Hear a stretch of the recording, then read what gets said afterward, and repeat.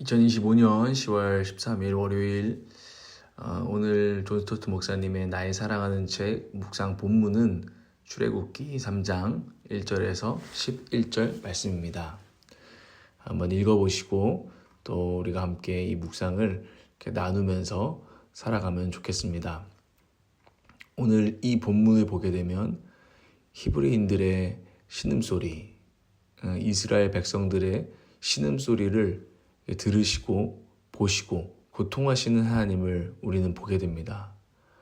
하나님께서 모세에게 떨기나무 가운데서 나타나셔서 이렇게 말씀하셨죠.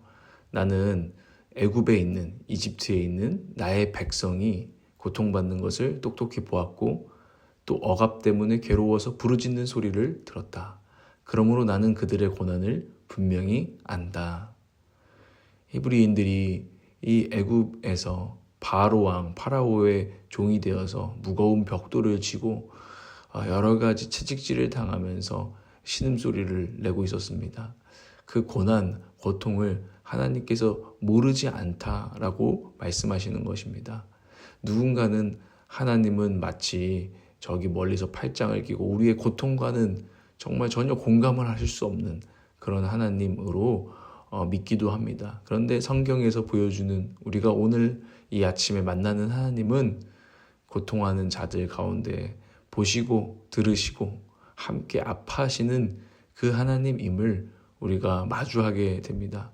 참 기쁜 소식이 있는데 하나님께서 이렇게 말씀을 하십니다. 모세에게 8절에 보면 이제 내가 내려가서, 얼마나 기쁜 소식이에요. 그 고통 가운데 내가 보고 듣고만 있지 않고 내려와서 손을 쓰실 것이다 라는 이야기를 모세에게 이렇게 해주십니다. 저는 이 말씀을 보는데 참 위로가 됩니다. 먼저는 이런 생각이 들어요. 하나님은 지금 내 삶 가운데서는 누구를 보고 어디를 보고 듣고 아파하고 계실까? 참 수없이 많지 않을까? 이런 생각을 하게 되고, 그러나 하나님께서 가만히 있지 않을 것이다. 그런 고통 가운데 하나님은 내려오셔서 뭔가 손을 쓸 것이다 라는 이야기가 들리니까 기쁜 소식이 되더라고요. 제가 근데 요즘 이런 묵상을 하다 보니까 제가 마주하고 있는 신음소리가 좀 느껴졌어요. 그 중에 하나는 사실은 교회에서 들리는 신음소리죠. 저도 교회에 있다 보니까 교회 생활을 하면서도 교회 때문에 힘들어하고 이 교회 공동체 때문에 신음하고 또 특별히 우리 목회자들 때문에도 힘들어하는 이들도 보게 되고 또 성도들 때문에 힘들어하는 신음하는 목회자들도 보게 되는데 그런 신음소리가 또 생각이 나고 거기에 더해서 이단들, 신천지들, 제가 어제 터미널 전도 나가보니까 또 신천지 그분들이 계시더라고요. 그런데 저들이 어쩌면 우리랑 똑같이 전도하는 것 같지만 그 비진리와 또 그 안에 있는 여러 가지 착취들 있지 않습니까? 저들의 젊음을 착취하고 저들의 경제적인 것들을 착취하는 것, 이것들이 다 신음소리 아닐까 생각을 해보는 거죠. 종교적인 착취가 일어나는 곳, 또 이단 비슷한 교회의 소식도 막 듣습니다. 너무 건강하지 않은 교회의 소식, 청년들이 과도하게 헌금을 요구하고 그리고 거기서 여러 가지로 정신적인 또 상처들을 받는 것들을 볼 때 이것들을 하나님 보시고 이 신음소리를 듣고 계시지 않을까, 나는 나에게 내 삶에서 마주하게 하시는 신음소리가 아닌가 생각을 해보게 됩니다. 그런데 그 가운데 하나님께서 내려가신다고 했는데 좀 당황스러운 말씀이 있어요. 그게 뭐냐면은 모세에게 이제 나는 너를 바로에게 보낸다라는 말씀이에요.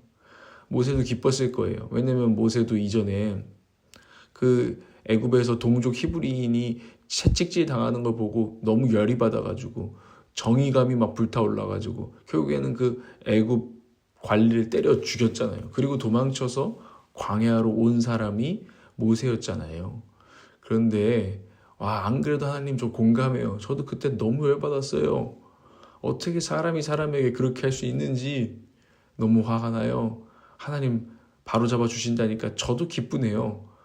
이렇게 했는데 이제 나는 너를 그래서 바로에게 보낸다. 그래서 나의 백성 이스라엘 자손을 애굽에서 이끌어내게 하겠다라고 말씀을 오늘 하셨다는 거잖아요. 얼마나 당황스럽습니까? 하나님이 개입하신다고 했을 때는 기뻤는데 그 역사를 모세를 통해서 자기를 통해서 한다고 할 때, 나를 통해서 그것을 이룬다고 할 때는 당황스러운 것입니다. 왜냐하면 이게요 그냥 단순하게 생각할 것이 아니거든요. 모세처럼요 진짜 그런 불의와 여러 가지 신음소리 가운데에서 맞붙어 본 사람은요 알아요. 자기가 얼마나 작은 사람이고 무력한 사람인지를. 모세가 그렇게 했는데 뭐 바뀌었습니까? 오히려 쫓겨나서 지금 광야로 왔잖아요. 혈기를 부려가지고 자기가 바로 잡아보겠다고 이렇게 했는데, 그러니까 관심이 없는 것은 아니었어요. 이런 불의에 대해서, 신음소리에 대해서. 그런데 이거 뭐 어떡합니까? 힘이 없으니까요. 무력한 거죠. 뭐 내가 한다고 뭐가 달라지나? 에이, 괜히 열내지 말자. 관심 끄자. 이거 여러분 느껴보신 적 있나요? 전 참 많이 느껴보고 있는 것 같아요. 아, 이게 맞아. 이렇게 사는 게 맞아. 하나님께서 이렇게 이런 변화를 원하셔 하고 말을 해도 이게 무력감을 느끼는 거죠. 아, 근데 내가 뭐라고 관심 끄자. 이렇게 살아갈 때가 있는 거죠. 그리고 속으로 분별도 해야 되는 거죠.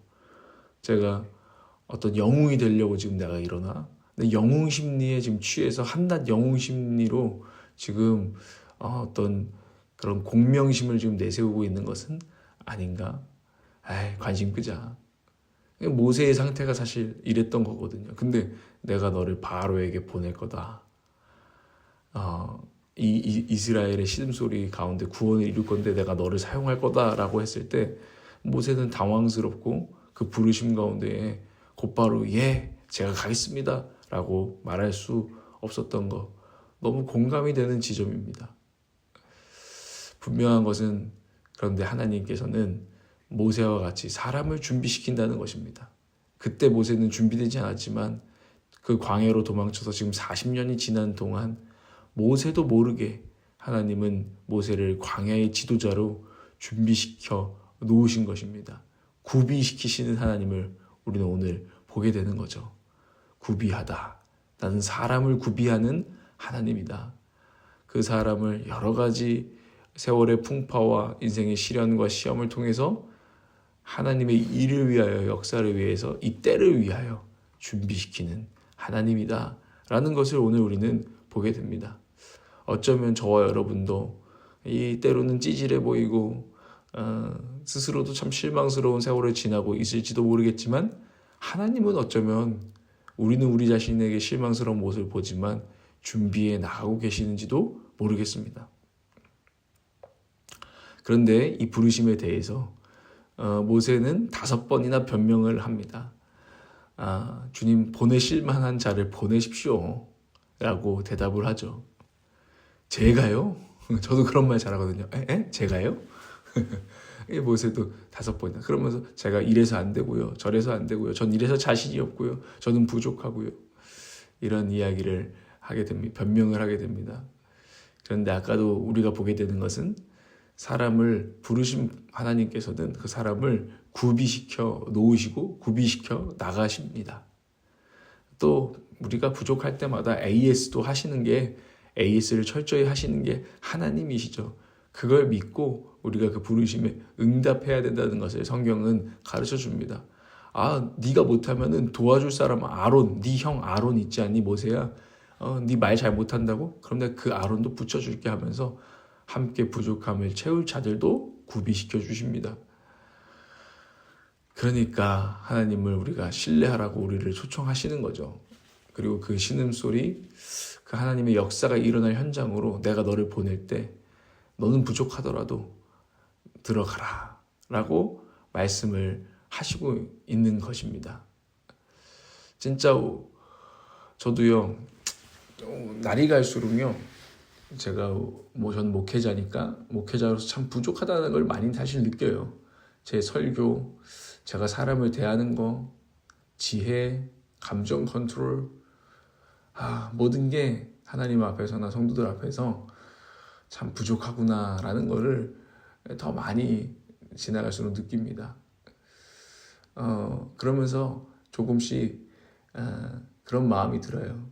뭐 대단한 비전보다도 하나님 왜 나를 여기에 이렇게 두셨을까? 또 특별히 저도 지금 개척을 하고 벌써 2년이 다 되어 가는데 내가 왜 이렇게 이 길을 걷게 하셨을까? 무슨 준비를 시키고 있는 것일까? 라는 생각을 오늘 또 하게 하세요. 그리고 옛날에는 좀 이전에는 그랬던 것 같아요. 그래서 날 준비시켜서 나를 어떻게 쓰실까? 나에 대해서 관심이 많은데요. 오늘 이 말씀을 보다 보니까 하나님, 이게 단지 나를 어떤 영웅 만드시려고 하는 게 아니라 나를 준비시키신다면 나를 통해서 또 이 개척을 통해서 뭔가를 하시려고 하시는 거 아닙니까? 도대체 누구를 위한 것입니까? 라고 묻게 돼요. 누구를 위한 것입니까? 누가 그렇게 신음하고 있습니까? 고민을 해보면서 하나님을 신뢰하고 저를 오늘 던져드리는 결단을 저는 하게 됩니다. 저를 하나님 다루시고 구비시켜 가시는 하나님의 뜻을 이루어 주시고요. 그 누구를 위한 그 뜻을 이루어 주세요. 저는 그냥 기쁘기도 하고 때론 힘겹기도 한 하루하루 열심히 살아보겠습니다. 당신의 계획을 이루어 주세요. 라고 기도하게 됩니다. 그러면서 얼핏 이런 생각을 하게 돼요. 교회에 상처받고 여러 가지로 억눌려 또 억압당했던 자들이 정말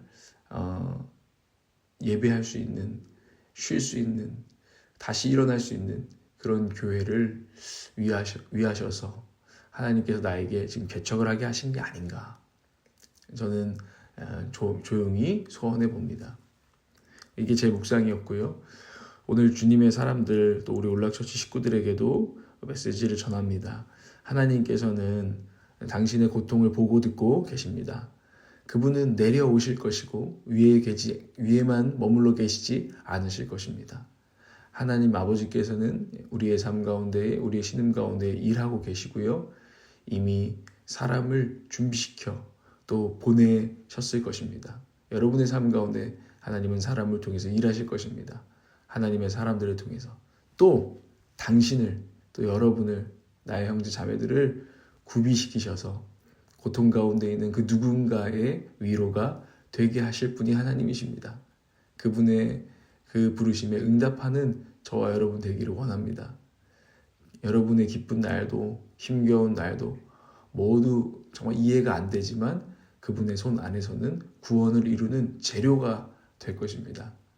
우리 하나님을 신뢰합시다. 우리 삶을 그분 손에 맡겨드립시다.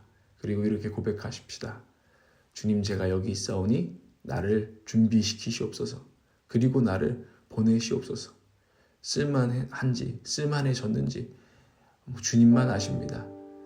근데 제가 고백합니다. 언제든 주님은 저를 사용하실 수 있습니다. 저를 마음껏 쓰실 수 있습니다. 사랑합니다, 주님. 오늘도 힘내서 살아갑시다. 아자아자 화이팅! 당신의 시간을 뚫고 이 땅 가운데 오셨네. 우리 없는 하늘 원치 않아 우리 삶에 오셨네. 자신의 편안 버리고 우리에게 평안 주셨네. 가장 낮은 자